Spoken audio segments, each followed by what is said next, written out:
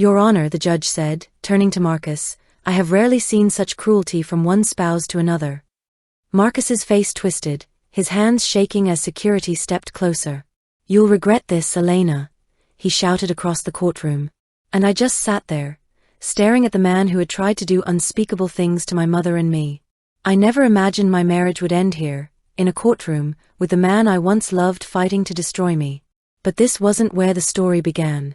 It began weeks earlier, in a quiet lawyer's office in downtown Chicago. I was sitting in a lawyer's office in downtown Chicago, waiting for Marcus to arrive, when the attorney across from me froze mid-sentence. His eyes flicked down to the file in his hands, then back up to me, as if he were seeing a ghost. Mrs. Ramirez, do you know why your husband asked for this meeting today? He asked carefully. Yes, I said.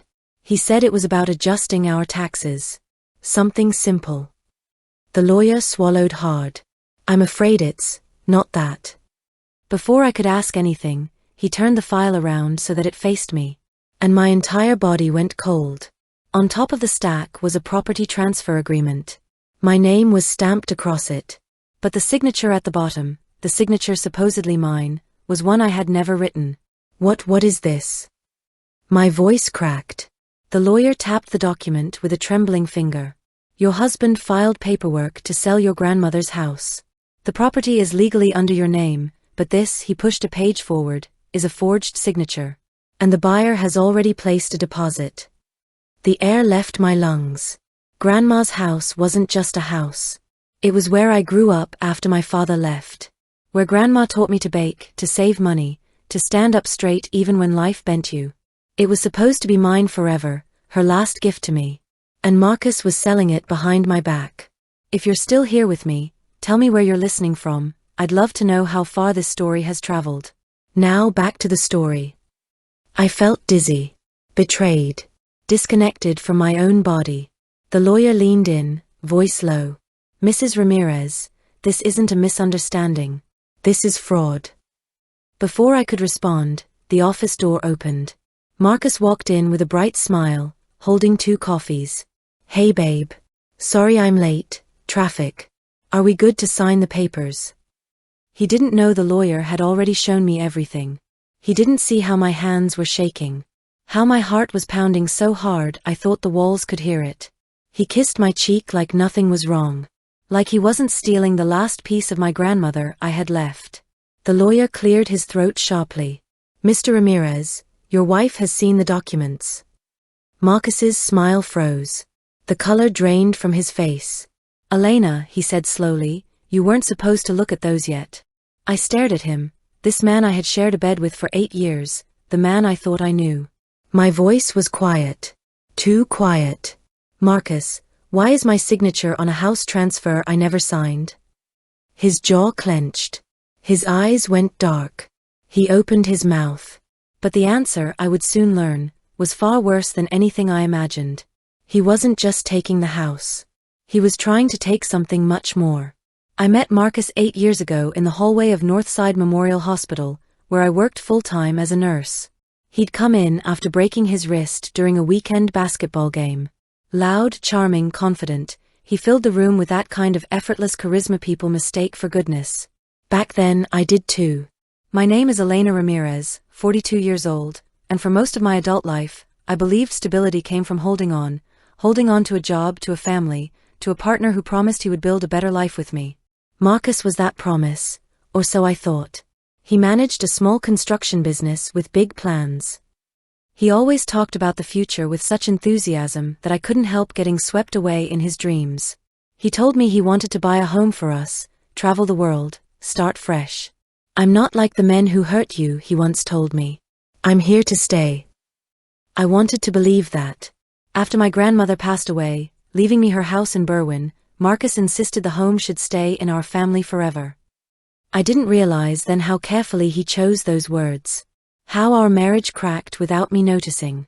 Like many stories of betrayal, mine didn't begin with one glaring red flag, but dozens of tiny ones I ignored. First came the secrets. Mail Marcus would snatch before I could read it. Phone calls he'd take outside. Sudden business trips that didn't match his usual work schedule. When I asked questions, he always had a response ready. Babe, it's just business. You worry too much. You know I'm doing this for us, right? And when he wrapped his arms around me afterward, I let the doubts settle. Work kept me busy, double shifts, late nights, holidays missed. Caring for others always came easier than caring for myself. Marcus used that. He used me. The house that became our silent battleground. My grandmother's house was old but full of memories. The cracked kitchen tiles, the lavender curtains, the backyard where I used to help her hang laundry in the summer, every corner held a piece of my childhood.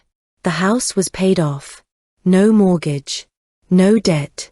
It was the most valuable thing I owned, emotionally and financially. Marcus's family, however, treated it like a lottery prize they couldn't wait to cash in. His mother, Lorraine, openly questioned why it wasn't under Marcus's name. "You're lucky my son keeps you," she'd say during family dinners. "He works so hard. The least you can do is put the house in both your names." I'd force a smile and quietly change the subject. But Marcus listened. And he listened carefully. Over the past year, he pushed harder to renovate and sell the house. I refused every time. It wasn't about the money. Grandma trusted me, not him. He pretended to accept it.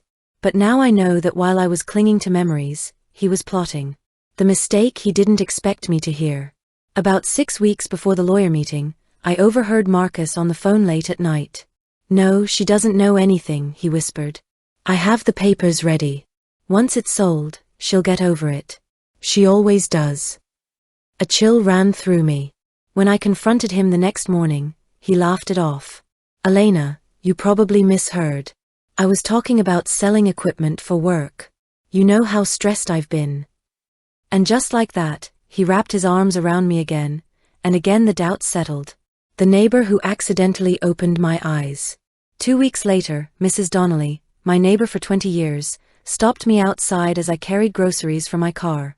"Sweetheart," she said, leaning on her cane, "I didn't know you were selling your grandmother's house." I froze. Selling? Oh yes. Your husband was showing a man the backyard yesterday morning. They were talking about closing fast.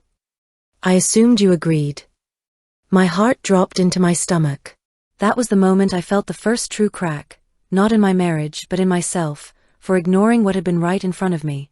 Still, I wasn't ready to believe the worst. People don't want to believe the person they share a bed with is capable of betraying them. Not emotionally. Not financially. Not with something sacred. So when Marcus suggested we meet with a tax consultant to discuss paperwork, I went. I still trusted him enough to sit in that office. But not enough to forget Mrs. Donnelly's words. And certainly not enough to ignore the panic rising in my chest. But nothing prepared me for what I saw next. The forged signature. The transfer documents. The deposit from the buyer. The house I inherited, the house my grandmother died believing would protect me, was halfway gone. Because of him. And I knew in that single moment, looking at Marcus across that lawyer's desk, his fake smile fading. My marriage wasn't just broken.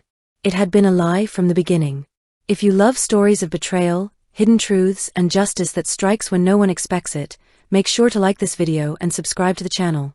New stories drop every day, each one darker, sharper, and more unforgettable than the last. Now back to the story. I didn't sleep the night after seeing the forged documents. I didn't cry. I didn't scream. I just sat in the dark living room of our apartment, staring at the silent TV, letting everything inside me crack open in slow motion. Marcus came home late, smelling like cologne and beer, a scent I once found comforting but now twisted my stomach. "You left early," he said casually, dropping his keys onto the counter. "The meeting didn't go how I thought, but we'll fix it. You shouldn't have gotten upset." He talked like I'd overreacted. Like he wasn't the man who forged my name. I kept my back turned so he wouldn't see my face. He walked closer. "Elena, babe, say something. Why did you try to sell my grandmother's house?" I whispered. Silence. The kind that confirms everything. When he finally answered, his voice was clipped, annoyed. "I didn't try. I am selling it." My breath left me. "You forged my signature." He scoffed. "It's not forgery if we're married. What's yours is mine." "That's not how the law works, Marcus." He stepped around to face me, jaw tightening. I've paid bills for years. I've carried this marriage. I deserve something. That house is wasted on you, you won't do anything with it. That house, I hissed, is my grandmother's legacy. It's all I have left of her. And what about what I deserve? He snapped. Do you think you're the only one who matters? His eyes, cold, sharp, unrecognizable, scanned my face as if waiting for me to surrender. But something in me shifted. The Elena who let things slide. She cracked open. No, I said quietly. You don't get to decide what I deserve. He rolled his eyes, brushing past me. You'll get over it. You always do. The drawer I wasn't supposed to open. 2 days later, Marcus left for another business trip. He kissed my cheek before he walked out, like he wasn't slowly dismantling my life. As soon as his car pulled out of the driveway, I went straight to his home office. I knew what I was looking for. I didn't know how much I would find. His desk drawer was locked. He'd underestimated how much anger could sharpen determination. I used a butter knife and a lot of desperation. The drawer popped open. Inside was a folder labeled Benefits and Transfers. My hands trembled as I opened it. Inside were a second forged signature, copies of emails to a man named Gregory Kane, a real estate investor. A typed conversation, once I get her out, the property is yours. She'll never know what hit her. Notes about evicting my mother from the house. A drafted divorce settlement that left me with nothing. I covered my mouth to stop myself from screaming. Evict my mother. Sell my house. Take everything. And then divorce me? My heart shattered into glass. I took photos of everything, every signature, every email, every note. I felt sick, but something else burned underneath the nausea. Fury. The kind that comes from realizing someone you loved didn't just betray you, they plotted your downfall. The night I finally heard the truth. 3 days later, I got the truth I didn't want. A truth that burned. I had left my phone charging in the kitchen while I folded laundry. Marcus didn't know I was home. He walked in talking loudly on his Bluetooth earpiece. I froze behind the doorway. Yeah, she's starting to get suspicious, he said. But don't worry, the house will be ours once I get rid of her. My knees nearly buckled. He laughed, a laugh I had never heard before. Sharp. Cruel. She thinks I still care. She actually cried in the lawyer's office. Pathetic. Pathetic? I pressed a hand against my chest to keep my heart from breaking through my ribs. She won't fight it, he continued. She's too soft. Always has been. My vision blurred. Then the words that finished destroying the last piece of the life I thought I had. Once I file for divorce, she won't have anything left. No house, no leverage. She'll crawl right back to me if she wants to survive.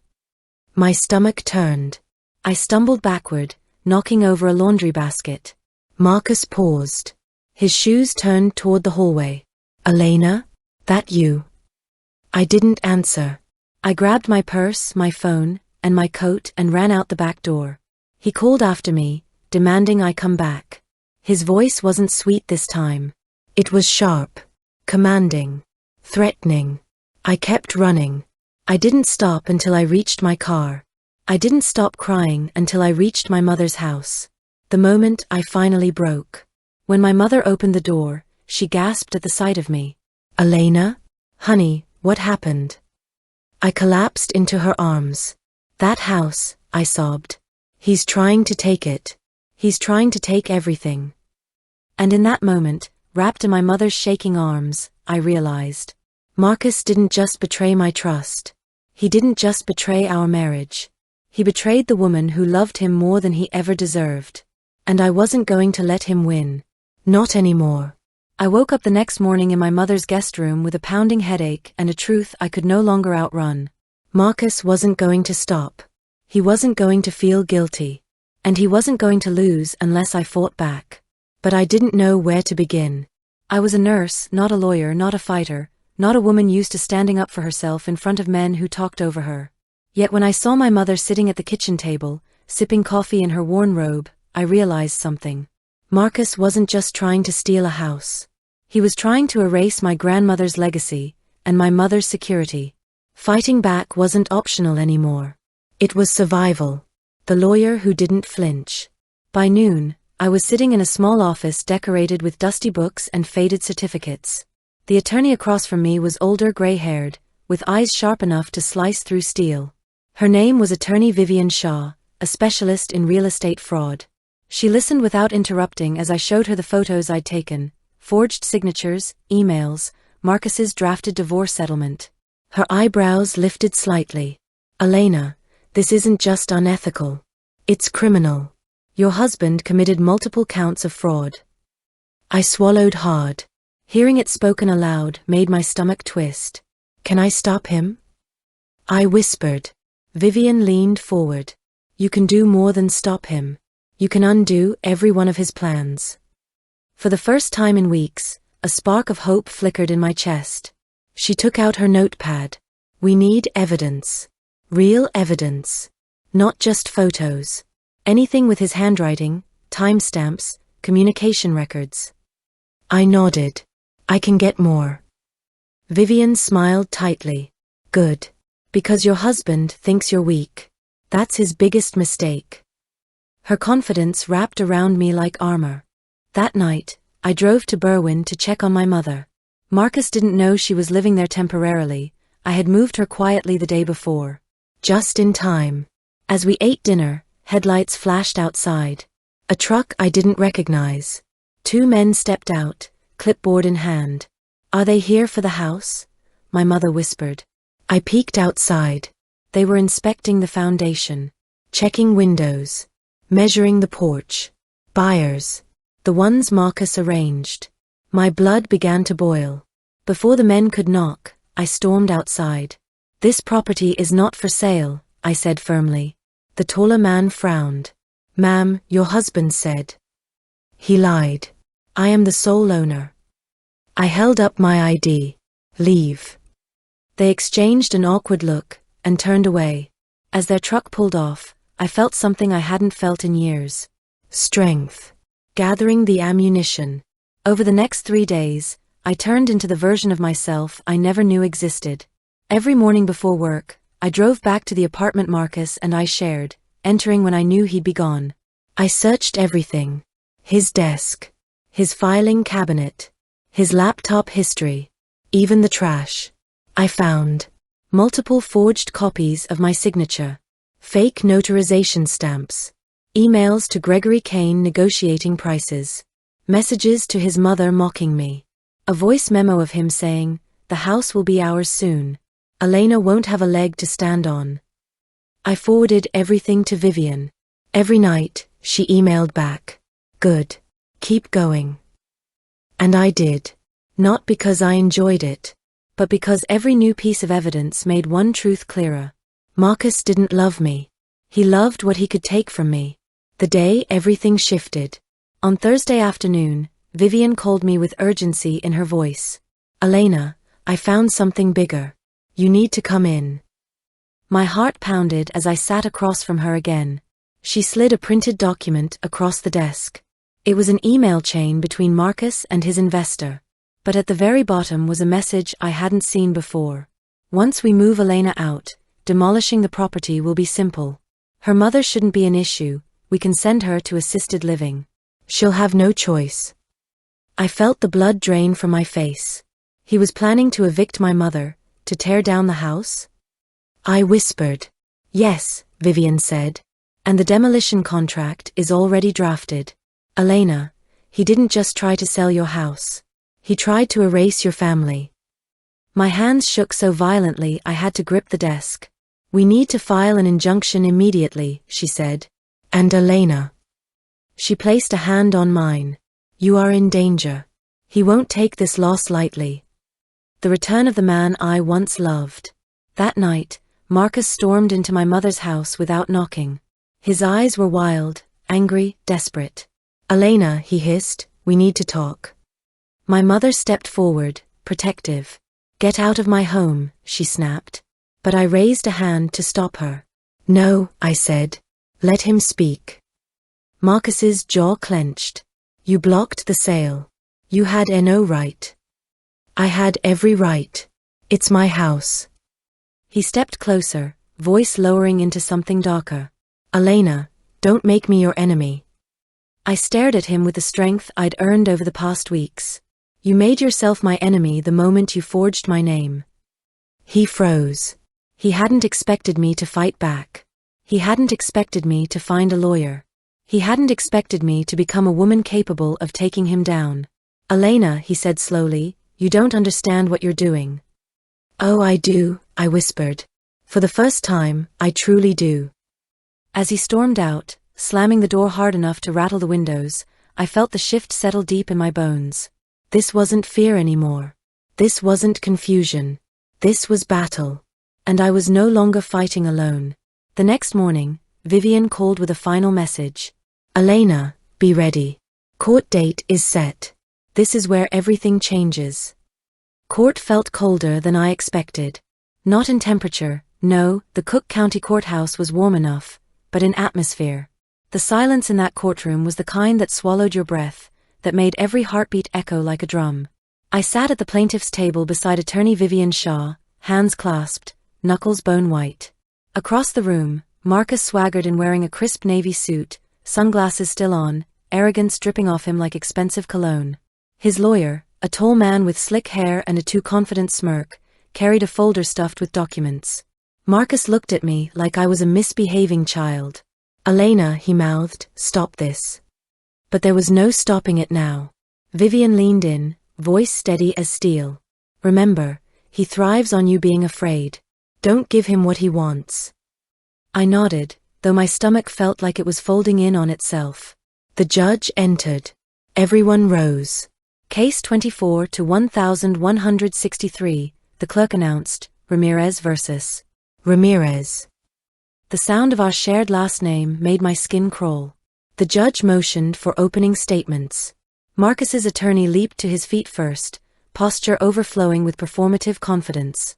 Your Honor, he began, my client's wife is misunderstanding a standard financial procedure.